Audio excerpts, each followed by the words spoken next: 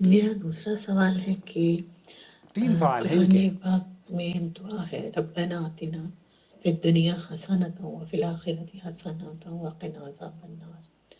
کچھ لوگوں کو میں نے اس میں ایڈیشن کرتے سنا ہے کہ وقنا عذاب القبر، وقنا عذاب الحشر، وقنا عذاب المیزان۔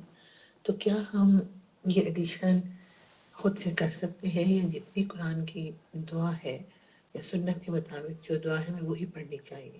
اگر ہم لوگوں سے سوال کرتے ہیں کہ آپ یہ کیوں پڑھ رہے ہیں فالتو، تو کہتے ہیں کیا ہوا، دعا ہی تو ہے نا۔ اس بات کے بارے میں بھی آپ سے جاننا تھا۔ بالکل، میں بتاتا ہوں آپ کو۔ نحمدہ و نصلی علی رسولہ الکریم، اما بعد۔ دیکھیے، ابو داؤد کے اندر اور احادیث کی کئی کتابوں میں قرآن کریم میں اللہ رب العالمین سورہ بقرہ میں یہ فرماتا ہے ربنا آتنا فی الدنیا حسنہ وفی الآخرۃ حسنہ وقنا عذاب النار۔ اللہ کے رسول صلی اللہ علیہ وسلم کی یہ سب سے محبوب ترین دعا ہے۔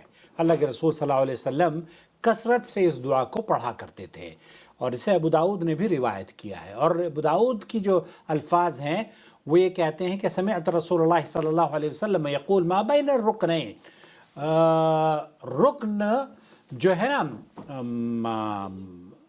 رکن یمانی اور حجر اسود کے درمیان آپ علیہ الصلوۃ والسلام یہ دعا پڑھا کرتے تھے۔ کون سی دعا؟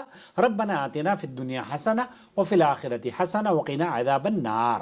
یہاں جب ہم نبی کریم صلی اللہ علیہ وسلم کی اقتداء میں کوئی کام کر رہے ہیں تو ہمیں جو الفاظ اللہ کے رسول صلی اللہ علیہ وسلم نے ہمیں سکھائے ہیں، یا اللہ کے رسول صلی اللہ علیہ وسلم کا ذکر و اذکار کا جو طریقہ کار رہا ہے، اس کو ہمیں مد نظر رکھتے ہوئے اس میں اضافہ نہیں کرنا چاہیے۔ یہاں پہ حرم میں بھی یہی ہوتا ہے، لوگ پہنچتے ہیں رکن یمنی پر تو وہاں سے ربنا پڑھنا شروع کرتے ہیں، اور پھر اس کے بعد وقنا عذاب الحشر، وقنا جو بھی وہ ہے۔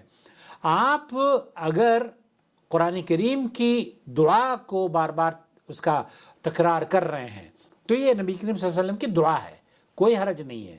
لیکن اگر اس کے بعد آپ عام دعاؤں کے طریقے سے اپنے رب سے اپنی حاجت طلب کر رہے ہیں اور یہ کہہ رہے ہیں کہ مجھے حشر کے میدان، حشر کے عذاب اور قبر کے عذاب سے محفوظ فرمانا، تو شرعی اعتبار سے اس میں کوئی حرج نہیں ہے۔ کیوں؟ کیونکہ آپ کوئی ایسی چیز نہیں مانگ رہے ہیں جس کی ممانعت اسلام نے کی ہو، بلکہ یہ مطلوب ہے، آپ اپنے رب سے مانگیے۔ لیکن اگر آپ یہ کہتی ہیں کہ ہاں یہ عمل اللہ کے رسول صلی اللہ علیہ وسلم سے ثابت ہے، تو پھر ہم یہ کہیں گے کہ پھر ہمیں آپ دلیل دیجئے۔ دلیل یہ ہے ابو داؤد کے اندر کہ اللہ کے رسول صلی اللہ علیہ وسلم رکن یمنی اور حجر اسود کے درمیان صرف یہ پڑھا کرتے تھے ربنا آتنا فی الدنیا حسنہ وفی الآخرۃ حسنہ وقنا عذاب النار۔ تو یہاں پر آپ کو اکتفا کر لینا چاہیے، اور یہی کافی ہے نبی کریم صلی اللہ علیہ وسلم کی سنت کے مطابق۔ لیکن اگر آپ یہ پڑھتی ہیں اور یہ سمجھتی ہیں کہ یہ نبی کریم صلی اللہ علیہ وسلم کی، یہ آپ کو پتہ ہے کہ نبی کریم صلی اللہ علیہ وسلم اس دعا کو کے ساتھ اور دعا کا اضافہ نہیں کرتے تھے، تب آپ وہ بہتر عمل یہ ہے۔ لیکن اگر آپ یہ سمجھتی ہیں کہ ہم دعا مانگ رہے ہیں تو دعا مانگنے میں تو کوئی ممانعت نہیں ہے، دعا آپ کچھ بھی مانگ لیجئے، اس کے علاوہ بھی آپ دعا مانگ سکتی ہیں۔